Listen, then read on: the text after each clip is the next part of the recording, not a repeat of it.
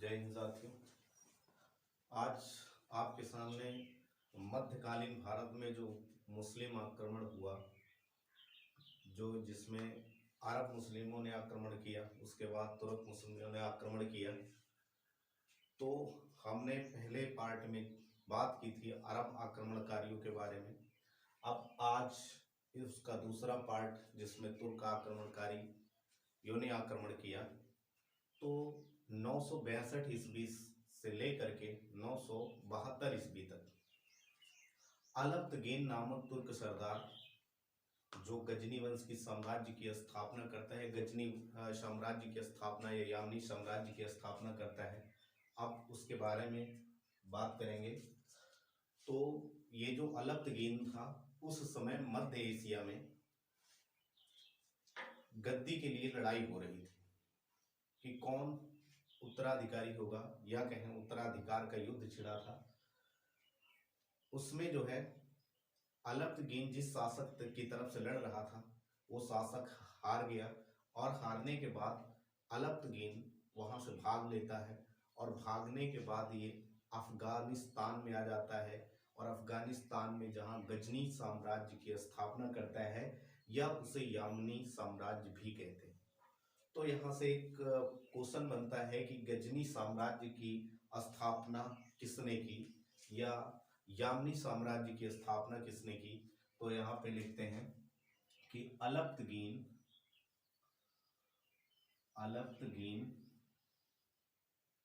नामक तुर्की सम्राट ने गजनी की स्थापना की, या गजनी साम्राज्य, या इसी को बोलते हैं यामनी साम्राज्य। तो यामनी साम्राज्य, तो गजनी या यामनी साम्राज्य की स्थापना अलब्तगीन नामक तुर्की सरदार ने की थी। इसके बाद अगला जो आता है, इसका जो उत्तराधिकारी हुआ वो हुआ सुबुक्तगीन। अब इसके पास 1700 अधिकारी थे। इसके टीम में जो गजनी साम्राज्य की जब इसने स्थापना की थी, या यामनी साम्राज्य की, उस समय इसके पास 1700 अधिकारी थे। 1700 का ग्रुप था। तो यहाँ पे लिख देते हैं, इसके पास 1700 लोगों का ग्रुप था, और इसी में से एक व्यक्ति था सुबुक्तगीन,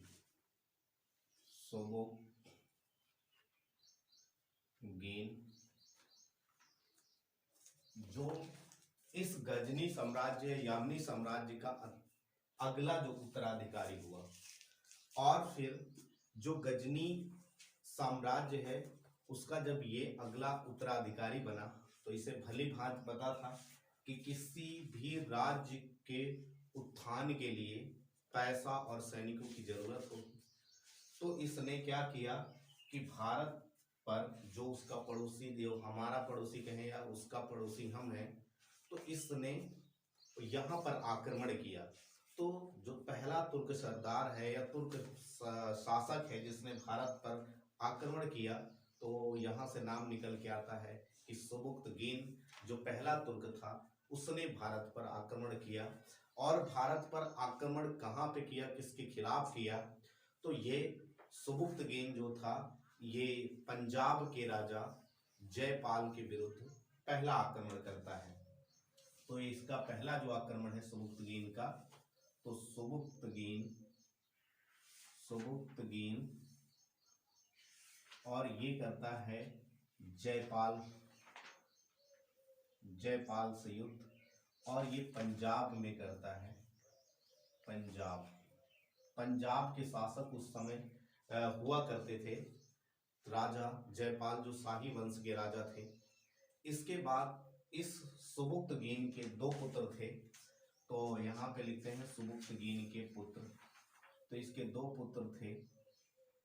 अब जिसमें से एक पुत्र का नाम था इस्माइल, और एक का नाम था अब्दुल कासिम महमूद। तो पहला नाम लिख देते हैं अब्दुल कासिम अब्दुल कासिम महमूद, और दूसरा जो इसका पुत्र था वो था इस्माइल। अब जब सुबुक्तगीन की मृत्यु हुई तो सुबुक्तगीन की मृत्यु के बाद में इन दोनों के बीच में उत्तराधिकार के लिए युद्ध हुआ। उत्तराधिकार के लिए गद्दी पर कौन बैठेगा, इसके लिए जब युद्ध हुआ तो यहाँ पे इस्माइल को हरा देता है अब्दुल कासिम महमूद और ये विजय हो जाता है। तो गद्दी का जो दावेदार हुआ वो हुआ अब्दुल कासिम महमूद।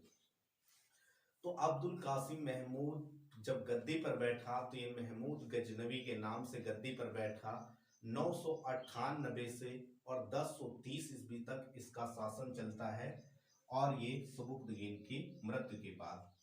तो अगला जो शासक बना वो बना महमूद गजनवी के नाम से। तो अब्दुल कासिम महमूद का नाम जो है वो महमूद गजनवी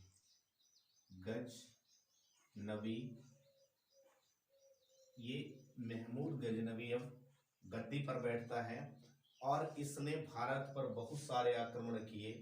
तो सबसे जो ये पहला आक्रमण करता है तो ये पेशावर में आक्रमण करके और पेशावर को अपने कब्जे में ले लेता है। तो अब यहाँ से इसका नाम याद रखना है कि अब्दुल कासिम महमूद था पहले नाम। जब ये गद्दी पर बैठा तो इसका नाम महमूद गजनवी पड़ गया और इसने जो है भारत पर 17 बार आक्रमण किए थे। तो महमूद गजनवी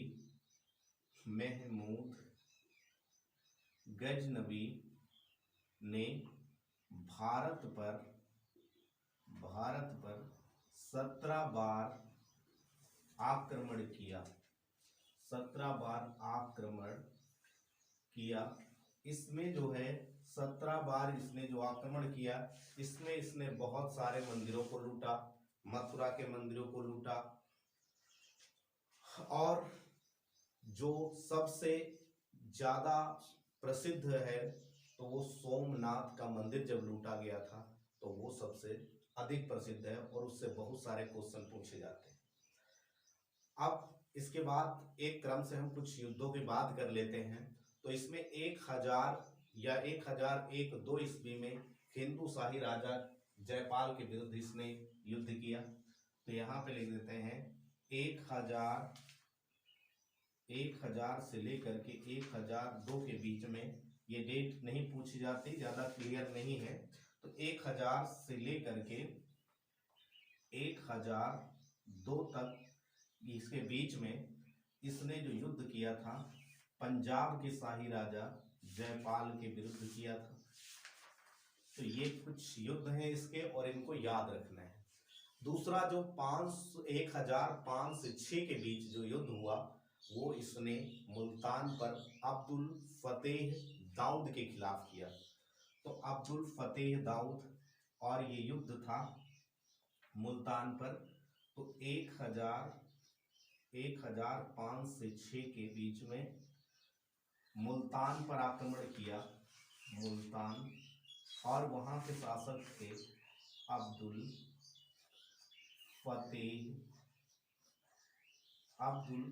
फतेह के विरुद्ध इसने, या आगे पूरा नाम इनका अगर बताया जाए तो अब्दुल फतेह दाऊद बताया जाता है। तो अब्दुल फतेह दाऊद के खिलाफ इसने जो है वो अगला आक्रमण किया मुल्तान पर। इसके बाद 1008 से 9 के बीच में इसने हिंदू शाही राजा आनंद पाल के विरुद्ध किया।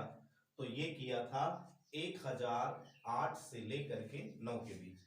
तो 1008 से 9 के बीच में इसने हिंदू शाही राजा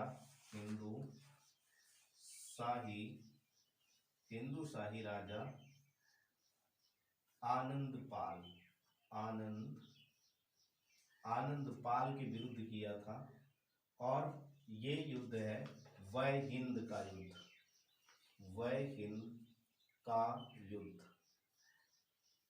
तो वय हिंद का युद्ध किया आनंद पाल जो राजा जयपाल के पुत्र थे, उनसे इसने युद्ध किया और इस युद्ध में भी जो है सुबुक्तगीन विजयी हुआ था। जब पंजाब के राजा जयपाल के विरुद्ध युद्ध किया, यहाँ भी विजयी होता है, आनंदपाल के विरुद्ध ये युद्ध करता है और ये युद्ध वैहिंद का युद्ध है। और इसके बाद जो है ये धर्म के नाम पर जो हिंदू या मुस्लिम की जो लड़ाई करवाने वाला शासक भी इसको बोला जाता है, क्योंकि इसने जो मुस्लिम भाई हैं उनको इसने उकसाया कि धर्म की लड़ाई है, तो इसने धर्म के नाम पर इन लोगों को लड़ाया और जो इसका लूट पाट का जो धन था उसको जो है ये खुस्मकर इसको कहते थे। तो इसमें 1/2 जो है वो ये राज्यों पर लगाता था और 4/5 जो है वो सैनिकों को देता था। तो यहाँ से हम खुस्मकर की बात कर लेते हैं। तो खुस्मकर ये जो है ये जो खुस्मकर है, ये जो लड़ाई में जो धर्म के नाम पर ये लड़ाई करवाता था उससे जो धन प्राप्त होता था 1/4 ये राज्य जो है 1/2 ये राज्यों को दे देता था और फिर 4/5 ये सैनिकों को देता था जो उसमें लड़ते थे, उनको देता था और धर्म के नाम पर ये लड़ाई करवाता था। और इसके कुछ नागर कोह का युद्ध, मथुरा के मंदिरों को, नागर कोह के मंदिरों को इसने लूटा। फिर इसके बाद में अगला जो युद्ध आता है 1012 से 13 के बीच में थानेश्वर का युद्ध होता है और जो राजा राम के खिलाफ था। तो 1000 यानी 1012 से 13 में 1012 से 13 में जो ये राजा राम के खिलाफ लड़ता है और ये थानेश्वर के युद्ध के नाम से जाना जाता है। तो थानेश्वर और यहाँ के राजा राजा रामपाल थे, राजा राम। तो 10 से 12 से 13 में थानेश्वर का युद्ध होता है और जो राजा राम जो वहां के राजा थे उनके विरुद्ध युद्ध होता है। इसके बाद 1018 से लेकर के 1019 के बीच में कन्नौज का युद्ध होता है जो राज्यपाल के खिलाफ था। तो अब यहाँ से 1018 से 1019 के बीच में ये कन्नौज का युद्ध हुआ और कन्नौज के उस समय शासक हुआ करते थे राज्यपाल। तो राज्यपाल से युद्ध करता है और इन सब को ये हराता है, इन सब को वो हरा देता है। ये युद्ध जीतता चला जाता है, भारत को लूटता है और अपने साम्राज्य का विस्तार करता है। इसके बाद अगला जो युद्ध आता है 1020 से 21 कालिंजर का युद्ध, जिसके शासक थे विद्याधर। तो अब यहाँ पे अगला युद्ध 1020 से 21 ये युद्ध था कालिंजर का युद्ध और यहाँ के शासक थे विद्याधर। तो विद्याधर के खिलाफ युद्ध करता है और इसमें भी इनको हरा देता है। अगला जो महत्वपूर्ण युद्ध आता है वो 1025 का आता है। तो 1025 में इसने सोमनाथ मंदिर पर भयंकर लूटपाट करता है। तो सोमनाथ मंदिर को लूटता है। तो ये बहुत ज्यादा इम्पोर्टेंट है कि 1025 तुमको याद रखना है। और ये जो मोहम्मद गजनवी है ये सोमनाथ मंदिर पर आक्रमण करता है और भयंकर लूटपाट करके और अपने साम्राज्य गजनी वापस जाता है। तो ये याद रखना है। अब इसके बाद जो अगला है, तो जब ये इतने मंदिरों को इसने लूटा और मंदिरों में मूर्तियों को तोड़ा तो इसका नाम पड़ जाता है मूर्ति भंजक। तो महमूद गजनवी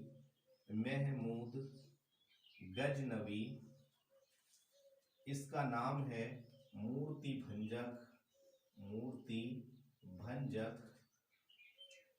भंजक या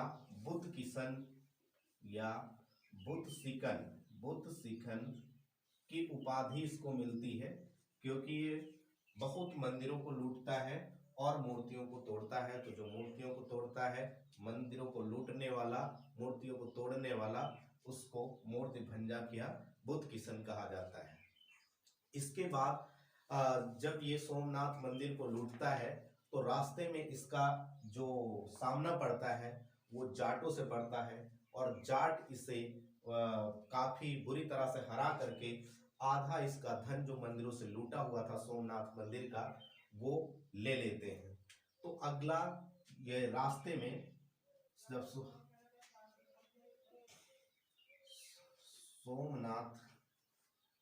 सोमनाथ मंदिर को लूटने के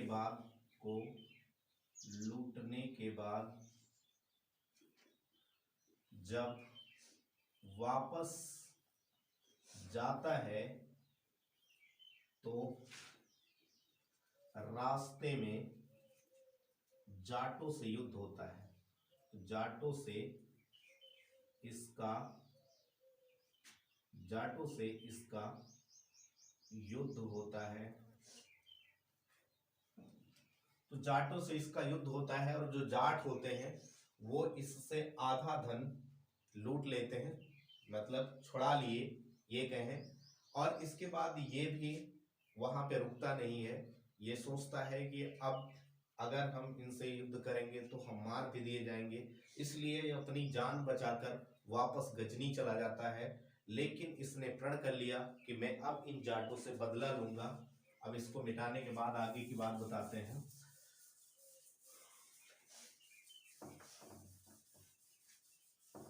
तो जा करके ये गजनी पहुंचता है और वहां पे तैयारी करता है जाटों के विरुद्ध दोबारा लड़ाई करने के लिए, या कहें कि बदला लेने के लिए।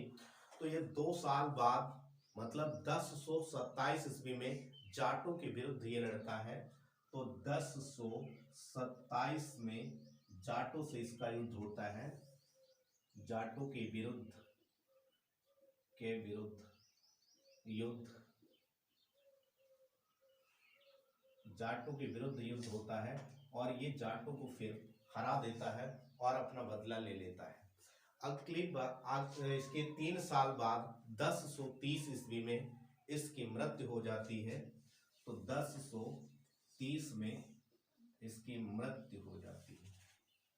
अब इसके बाद जो है, इसकी मृत्यु के बाद बात करें तो इसके कुछ जो इतिहासकार थे इसके साथ में, अल बरूनी, उत्बी और एक फिरदौसी।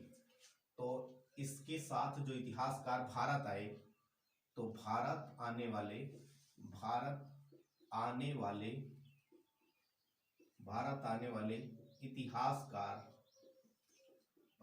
वाले इतिहासकार जो इसके साथ आए, फिरदौसी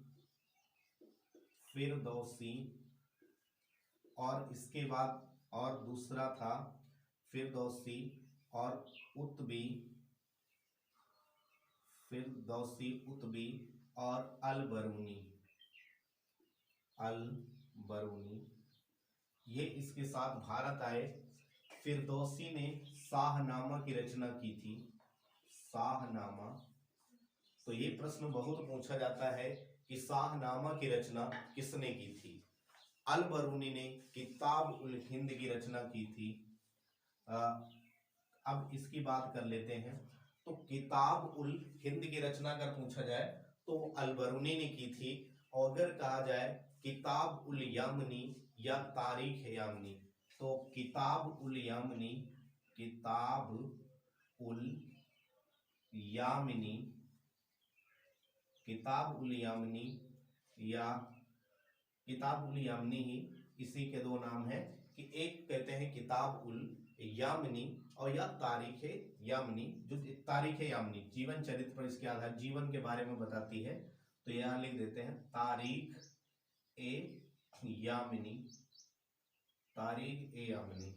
इसके बाद बात कर लेते हैं कि जो अल बरूनी था, अल बरूनी ने किताब उल हिंद की रचना की थी। तो किताब उल हिंद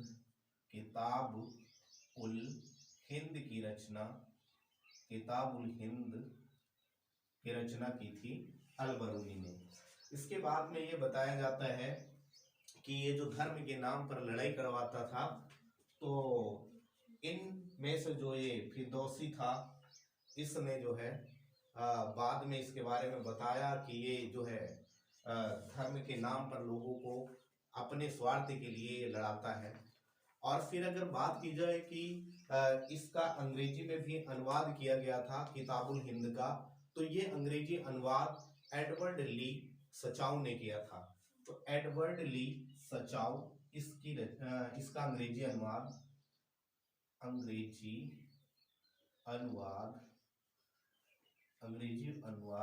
यहाँ पे एडवर्ड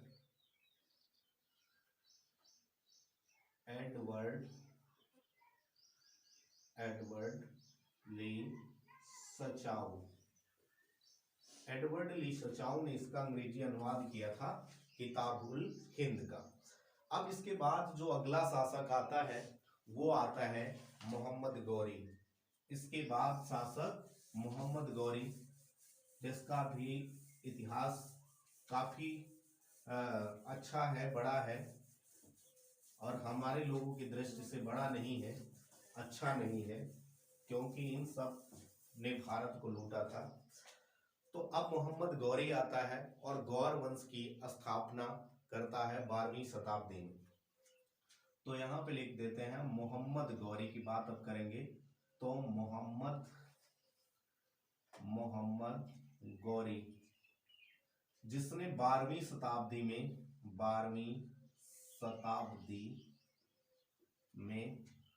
गौर वंश की स्थापना की थी। गौर वंश की स्थापना, इसने गौर वंश की स्थापना की मोहम्मद गौरी ने 12वीं शताब्दी में। अब ये साम्राज्य, इसने जो अपने साम्राज्य विस्तार किया वो पश्चिमी अफगानिस्तान में। तो यहाँ पे लिख देते हैं कि पश्चिमी अफगानिस्तान में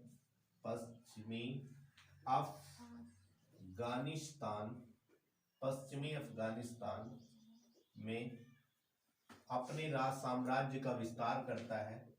साम्राज्य विस्तार, तो इसका जो साम्राज्य विस्तार था वो पश्चिमी अफगानिस्तान था।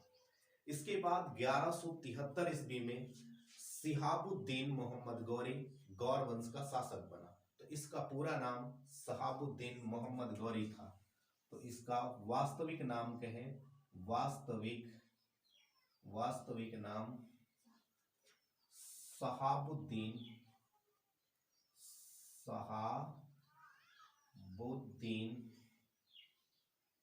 शहाबुद्दीन मोहम्मद गौरी,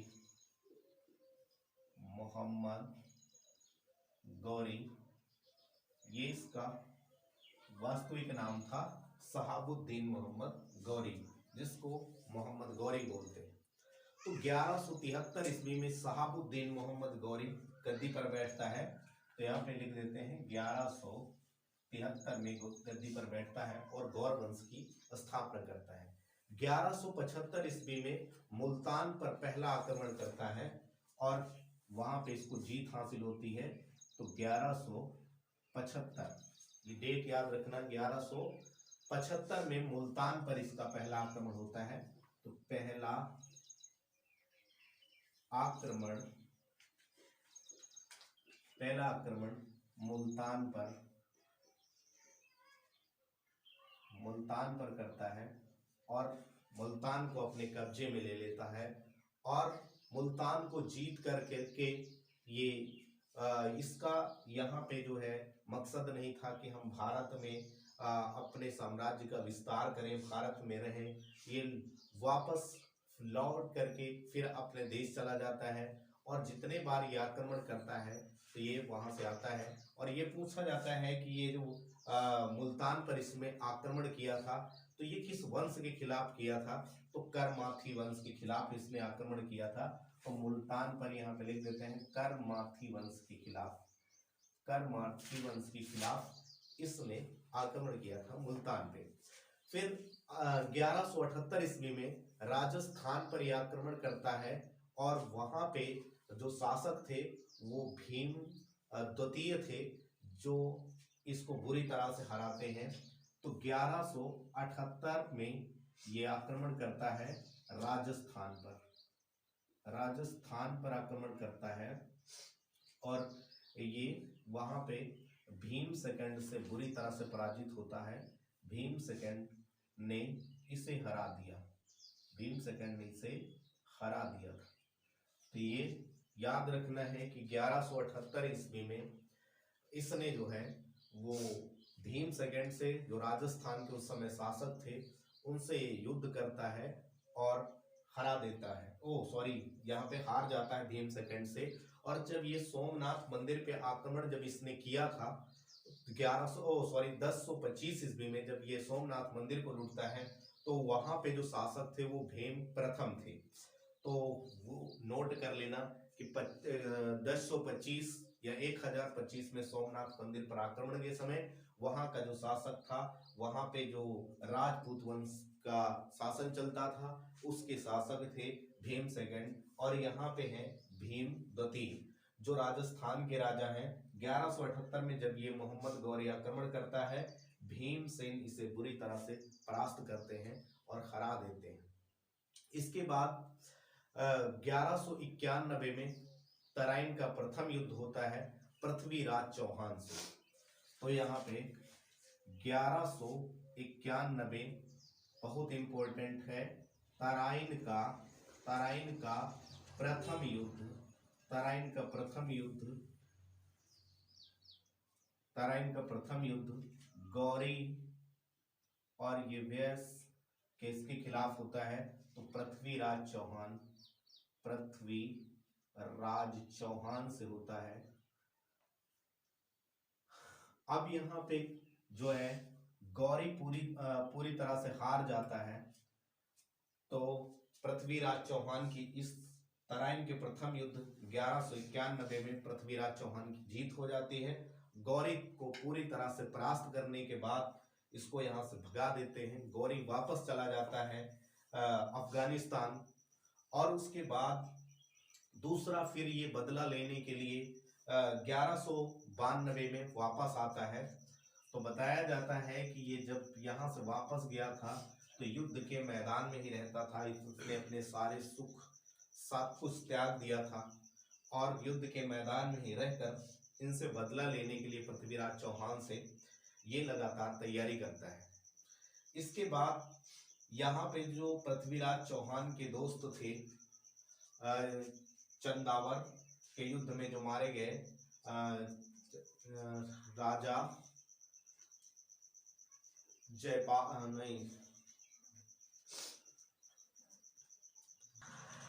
तो उनका नाम था राजा जयचंद।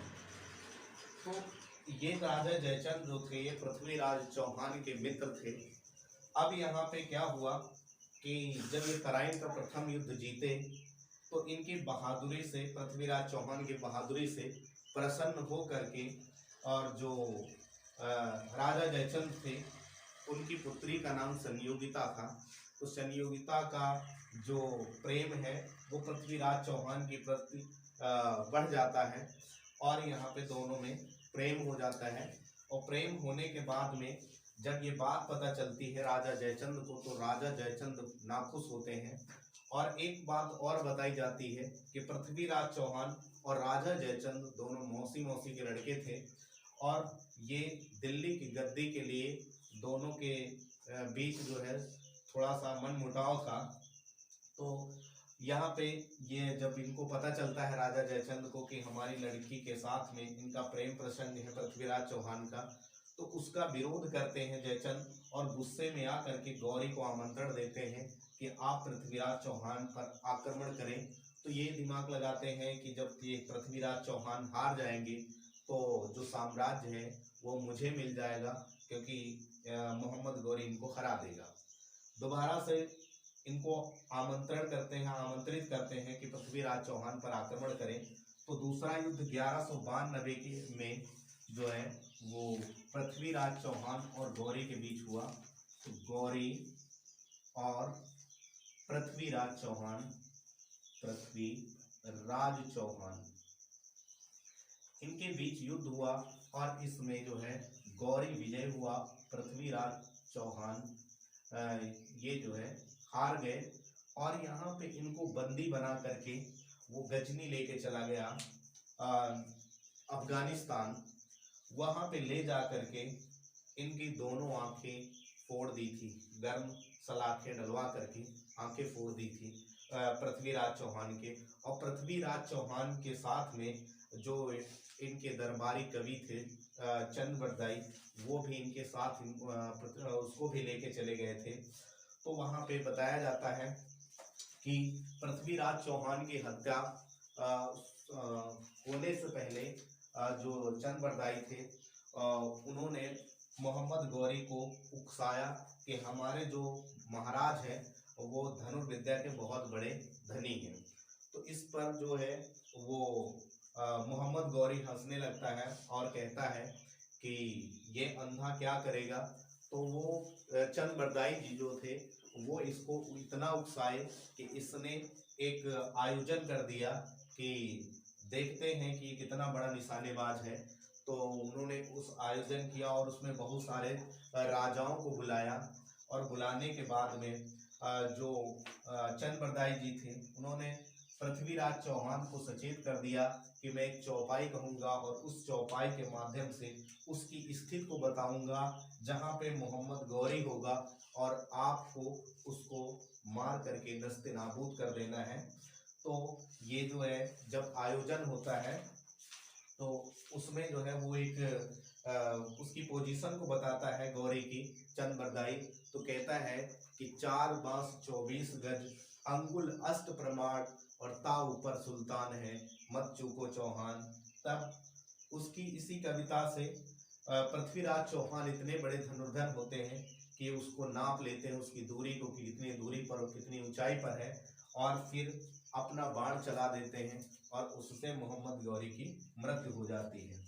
लेकिन ये बात जो उसकी मृत्यु की है ये काफी समय बाद हुई। तो ये 92 में जो गौरी और पृथ्वीराज चौहान के बीच युद्ध हुआ था जब इनको बंदी बना के ले गया था।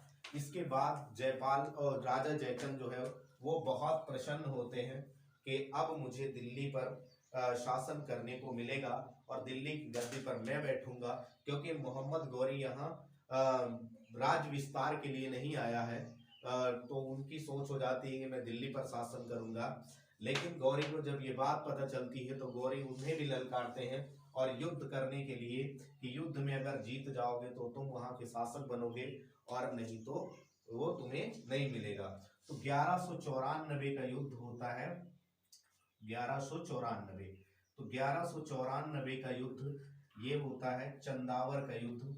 और ये 91, 92 और 94 बहुत ही इंपॉर्टेंट है युद्ध है। तो चंदावर का युद्ध, और चंदावर का युद्ध होता है गौरी मोहम्मद गौरी और राजा जयचंद। और ये राजा जयचंद को इसी चंदावर के युद्ध में इनको मार देता है और उसी ग्राउंड पे मार देता है जहां पर युद्ध होता है।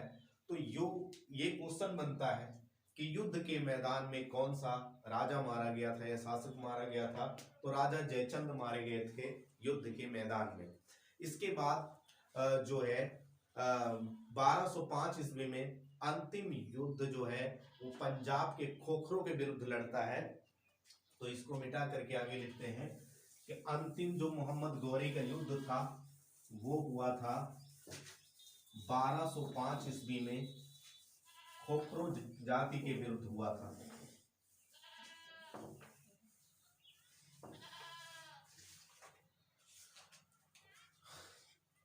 तो मोहम्मद गौरी का अंतिम युद्ध अंतिम युद्ध 1205 में खोखर जनजाति से हुआ था। इसका मोहम्मद गौरी का अंतिम युद्ध 1205 ईस्वी में। मोहम्मद गौरी के कुछ सेनापति थे जो इसके बहुत ही वफादार सेनापति थे उसमें से एक नाम आता है कुतुबुद्दीन ऐबक का, और उसके बाद दूसरा जो नाम आता है वो आता है बख्तियार खिलजी का। तो अब यहाँ पे बात कर लेते हैं इसके जो सेनापति थे, इसके जो मुख्य सेनापति गए, मुख्य सेनापति वो भी बहुत वीर थे। इसमें पहला नाम आता है कुतुबुद्दीन ऐबक।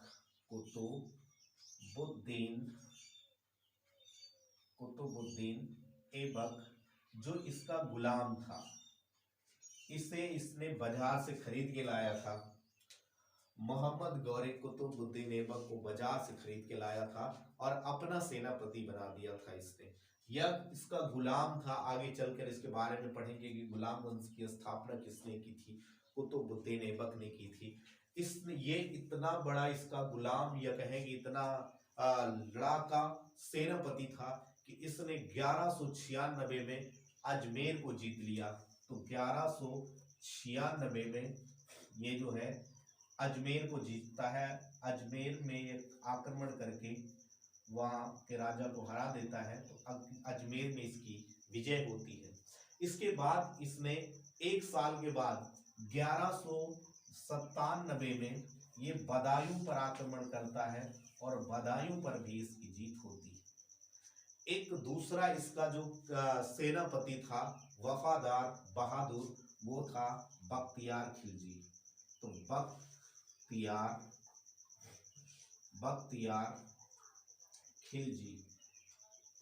बख्तियार खिलजी भी इसी का गुलाम था। और बख्तियार खिलजी ने 1197 में जब ये कुतुबुद्दीन ऐबक बदायूं पर आक्रमण करता है, उसी समय बख्तियार खिलजी बिहार पे आक्रमण करता है।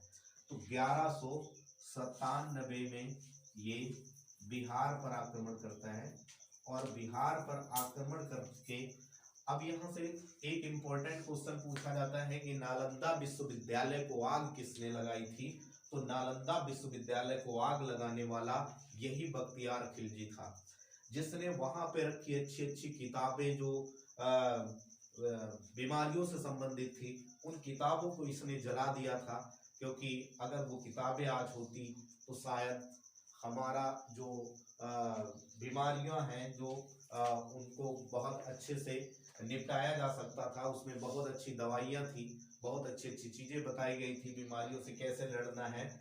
तो 1197 ईस्वी में बख्तियार खिलजी बिहार पर आक्रमण करता है और नालंदा विश्वविद्यालय, इसका क्वेश्चन बनता है कि नालंदा विश्वविद्यालय को किसने आग लगाई थी। तो बख्तियार खिलजी ने आग लगाई थी। नालंदा विश्वविद्यालय